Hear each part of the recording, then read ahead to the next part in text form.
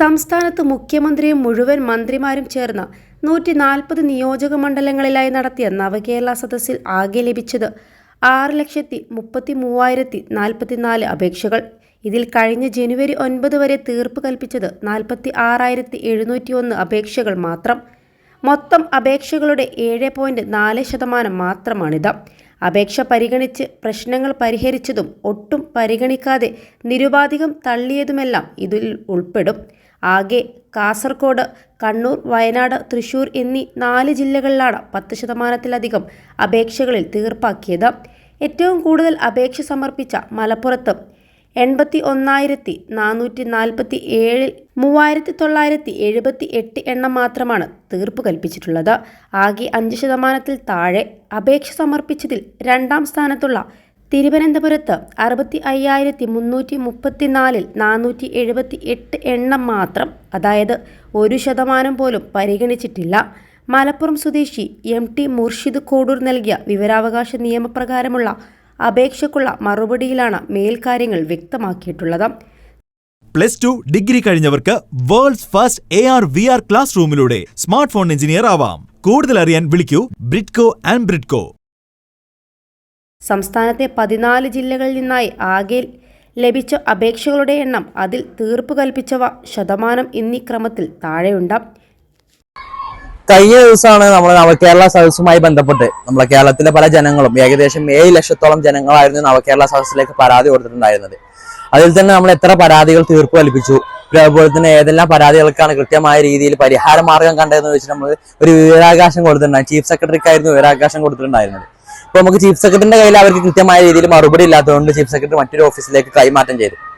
ഇപ്പൊ മറുപടി വന്ന സമയത്ത് നമുക്ക് സങ്കടപ്പെടുത്തുന്ന ഒരു വാർത്തയാണ് വന്നിട്ടുള്ളത്. ആകെ വെറും 6% പരാതികൾക്ക് മാത്രം. കൃത്യമായ രീതിയിൽ കണക്ക് നോക്കുകയാണെങ്കിൽ 6,98,000-ഓളം പരാതികൾ ലഭിച്ചിട്ട് വെറും 46,000 പരാതികൾക്ക് മാത്രം പരിഹാരം കണ്ടിട്ടുള്ളൂ.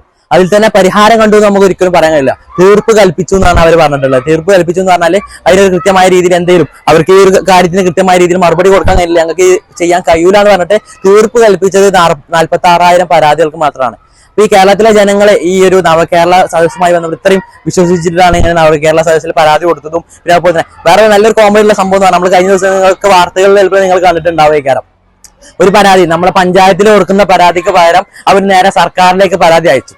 പരാതി അയച്ചതിന്റെ അടിസ്ഥാനത്തിൽ മറുപടി വന്നു, നിങ്ങൾ പഞ്ചായത്തിലേക്ക് പരാതി കൈമാറ്റം ചെയ്തിട്ടുണ്ട്, ഇതിന് പരിഹാര മാർഗം കാണുമെന്ന് പറഞ്ഞിട്ട്. ഇത് വളരെയധികം പ്രയാസപ്പെടുന്ന കാര്യമാണ്. അപ്പൊ ഇത് ഏതാണ് ഗവൺമെന്റും എല്ലാവരും ഏറ്റെടുത്തിട്ട് ഈ പാവപ്പെട്ട ഏകദേശം 7 ലക്ഷത്തോളം ആളുകളാണ് ഈ പരാതി കൊടുത്തിട്ടുണ്ട്. എന്നിട്ട് വെറും ഇത്രത്തോളം ഒരു 6% പരാതികൾക്ക് മാത്രം പരിഹാരം കണ്ട് വളരെയധികം പ്രയാസമുണ്ട്. കൃത്യമായ രീതിയിൽ സർക്കാർ ഈ ഒരു വിഷയം ഇടപെട്ടിട്ട് ഈ ഒരു പാവങ്ങളെ ജനങ്ങൾ ഏതാണ് കൃത്യമായ രീതിയിൽ പരിഹാര മാർഗങ്ങൾ കാണിച്ചു കൊടുക്കണം നമുക്ക് പറയാനുള്ളത്. പിന്നെ അതുപോലെ തന്നെ ഈ നവകേരള സദസ്സുമായി ബന്ധപ്പെട്ട് പല വിവരാവകാശങ്ങളും നമ്മൾ അയച്ചിട്ടുണ്ടായിരുന്നു. ഒരു കൃത്യമായ രീതിയിൽ വിവരാവകാശങ്ങൾക്ക് കൃത്യമായ രീതിയിൽ മറുപടി ലഭിക്കുന്നില്ല. അപ്പൊ നമുക്ക് അതിൽ ആവശ്യപ്പെടാനുള്ള 2005 നിയമം വന്നാണ് ഈ വിവരാവകാശം. കേരളത്തിലുള്ള എല്ലാ ജനങ്ങൾക്കും ഒരു പൗരൻ എന്ന രീതിയിൽ അവർക്ക് കൃത്യമായ രീതിയിൽ വിവരം അറിയുന്നതുമായി ബന്ധപ്പെട്ടാണ് വിവരാവകാശം കൊടുത്തിട്ടുള്ളത്. പല ഉദ്യോഗസ്ഥന്മാരും കൃത്യമായ രീതിയിൽ മറുപടിയോ അതുപോലെ തന്നെ ഏതെല്ലാം കാര്യങ്ങൾ ഡീറ്റെയിൽസുകൾ തരുന്നില്ല. നമുക്ക് ആവശ്യപ്പെടാതെ ഈ വിവരാവകാശത്തെ ആരും കാര്യങ്ങൾ ചെയ്യരുത്. നല്ല രീതിയിൽ തന്നെ കാര്യങ്ങൾ ചെയ്യുന്നതിന് വേണ്ടി നിങ്ങൾ കൃത്യമായ രീതിയിൽ മറുപടികൾ നൽകാനുള്ള കാര്യങ്ങൾ ഉദ്യോഗസ്ഥന്മാരും പിന്നെ അതുപോലെ തന്നെ വിവരാവകാശത്തിന്റെ സംസ്ഥാന കമ്മിറ്റിയും പിന്നെ അതുപോലെ തന്നെ എല്ലാവരും ഇതിന്റെ കാര്യങ്ങൾ ചെയ്യണമെന്ന് അഭ്യർത്ഥിക്കുന്നു. തിരുവനന്തപുരം ജില്ലയിൽ ആകെ അപേക്ഷകരുടെ എണ്ണം 65,334-ഉം അതിൽ തീർപ്പാക്കിയ അപേക്ഷകർ 478-ഉം. ആകെ ശതമാനം 0.7%. എന്നാൽ കൊല്ലം ജില്ലയിൽ 50,334 അപേക്ഷകരും അതിൽ 852 തീർപ്പാക്കിയ അപേക്ഷകരും 1.7%-മാണ് ആകെ വരുന്നത്. പത്തനംതിട്ട ജില്ലയിൽ 23,580 അപേക്ഷകരും അതിൽ 284 പേരുടേത് തീർപ്പാക്കിയ അപേക്ഷയും 1.2%-മാണ് ആകെ വരുന്നത്. ആലപ്പുഴ ജില്ലയിൽ 52,640 പേരുടെ അപേക്ഷകളാണ് ആകെ ഉള്ളത്. അതിൽ 906 പേരുടെ അപേക്ഷകളാണ് തീർപ്പാക്കിയ അപേക്ഷകൾ. ഇതിൽ 1.7%-മാണ് ആകെ ശതമാനത്തിൻ്റെ കണക്കിൽ വരുന്നത്.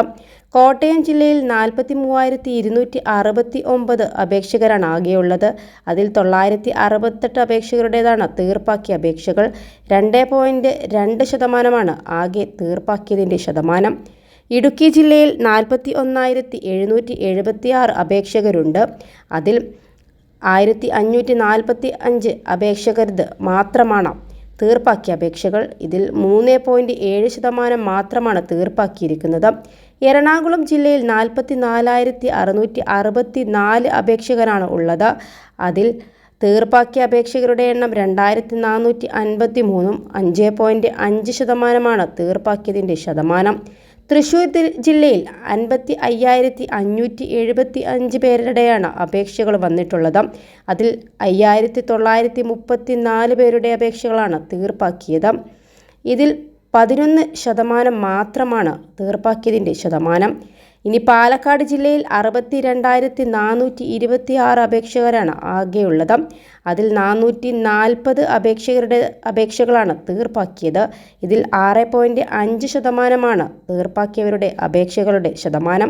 21 ലക്ഷത്തോളം സന്തുഷ്ടരായ ഉപഭോക്താക്കളും 2 ലക്ഷത്തോളം തിമിര ശസ്ത്രക്രിയകളും പൂർത്തിയാക്കിയ മലബാറിലെ ഏക കണ്ണാശുപത്രി Al Salama high hospital, hospital road, Perinthalmanna.